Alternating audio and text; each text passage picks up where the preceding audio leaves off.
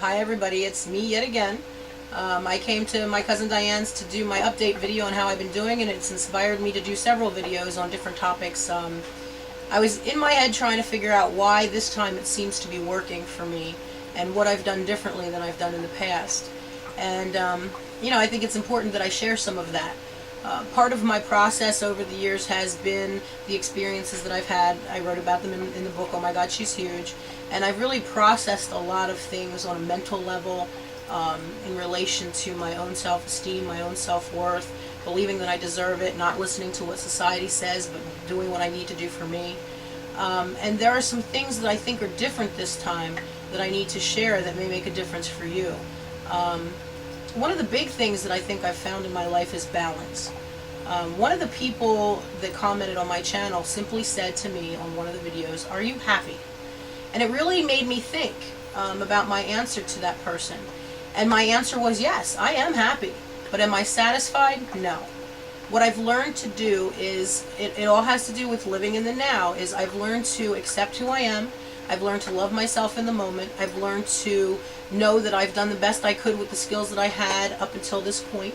I've done a lot of self-discovery, a lot of changing, and a lot of discovering what is right for me, what I need for me, and now I'm to the point where I can create that and make that happen.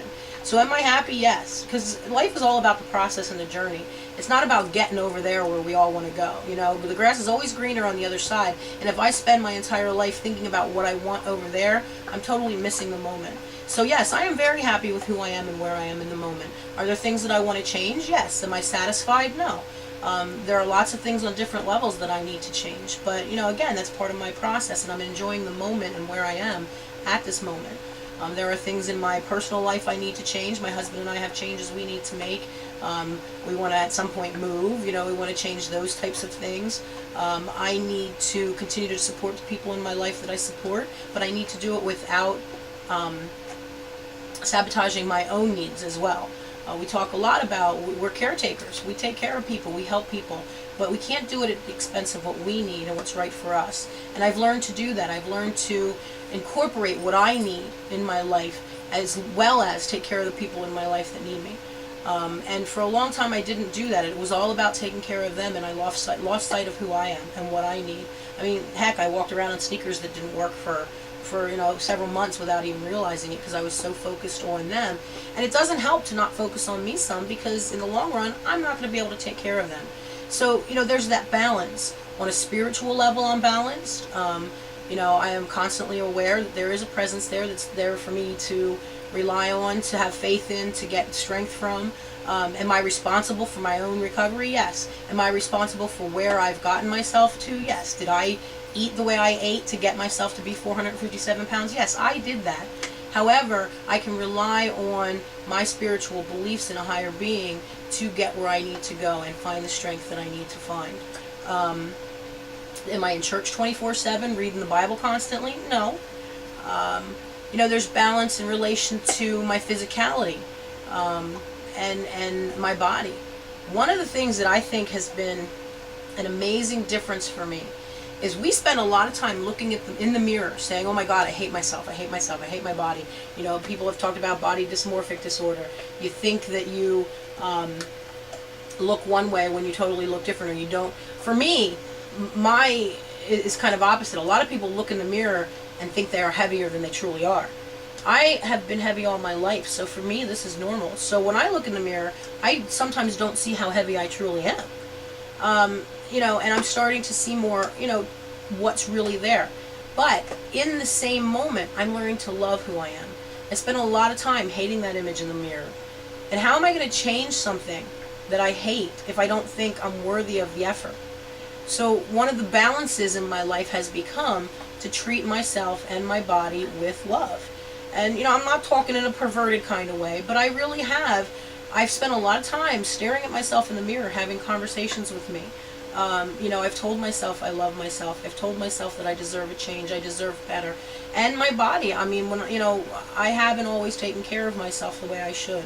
I have very dry skin. I didn't use lotion like I should. And I've spent more time pampering myself in the last few months, trying to develop a relationship with my physical being, and to apologize to my body. Part of who I am, I mean, there's lots of different parts to who we are. You know, there's the spiritual part, there's the mental part, there's the emotional part, there's who we are to other people, and our lives, and the lives that we live, and our jobs, and the roles that we play. And there's also our physical being as part of who we are, and part of what we need to accept and learn to love. We can't love everything out there and then hate the body that we live in. We have to learn to love that body in the moment. So I've spent a lot of time pampering myself and taking care of myself and learning to get to know my body. And I've noticed over the last several months the changes. I'm not as rolly, my stomach isn't as big, you know, my legs aren't as heavy, and I'm noticing those differences. And I actually, it may sound crazy, talk to my body. I've apologized to it. I've told myself I'm sorry. I've told my body I'm sorry for the damage that I've done to it over the years, that I didn't take it seriously, that I didn't treat it the way it should be treated. It's part of who I am, and I didn't learn to love that part of who I am. And I need to. I have to be happy with myself in the moment. In relation to that question one of my viewers asked me, I am happy. And I've learned to be happy. I wasn't always. Because if I'm staring at that person in the mirror, telling that body how much I hate it, how am I going to find the strength and the desire and the belief that I deserve it to change it? I have to love me in the moment in order to believe I deserve the effort. And you know, and I've come to that balance. And I think that's an extremely important piece, that we really have to learn to accept ourselves in the moment and find that balance and that self-love for our physicality. Because then in turn, when I'm apologizing to my body and telling it I'm going to take better care of it, it's kind of like talking to a plant. It seems kind of a funny analogy, but they say if you play music to plants and pamper them and talk to them and give them attention, that they end up flourishing a lot better than if they would if you were, you know, just putting water in it every day and walking away. The more attention you give to that plant, the more it flourishes. And your body's going to be the same way. The more you give your body the attention, the pampering, the love, and you apologize to it and tell it you're sorry and that you're going to do better, that's part of your mentality. It becomes part of your way of thinking. And then it's not about the food and the food addiction. Then it's about, you know what, I think my body needs a salad. My body doesn't need the cake. It changes your whole way of thinking and the whole way you look at your issues and how you handle food and deal with food. It no longer becomes, I'm comfort eating because I'm upset about this. It becomes, you know what, I think I'm going to make this choice because it's what my body needs. And that ends up being my modus operandi, the way I think.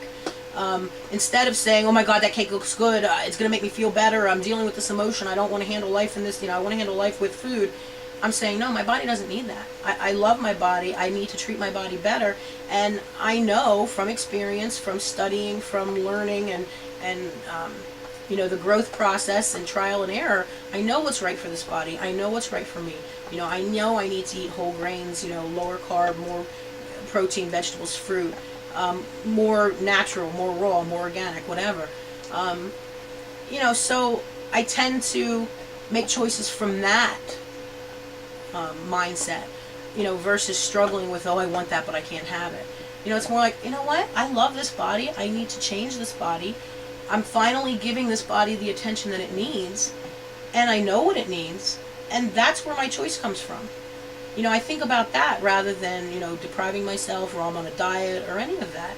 It suddenly becomes this healthy choice that's best for me because I've learned to accept that I have done damage to myself. I have health issues that I need to change. I'm on blood pressure medication. You know, my thyroid is whacked out. I'm on thyroid medication. You know, and I finally have said, okay, I need balance in that area. I need to love me in this moment, my body, my mind, my spirituality, my emotions. And I've accepted my emotions, and I deal with those on a totally different level than I used to too. So, I mean, that was another thought that my update kind of sparked. And I think that's been an important piece of my success in the last recent months when, you know, I've been struggling with it for 40 years. You know, I can trace my food history back to when I was 5 years old.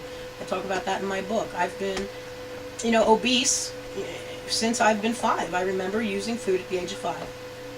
And, you know, when I've embraced all these things in a different way and I've learned to look at all the bits and pieces of the puzzle of who I am and putting them all in a proper balance, it makes a big difference.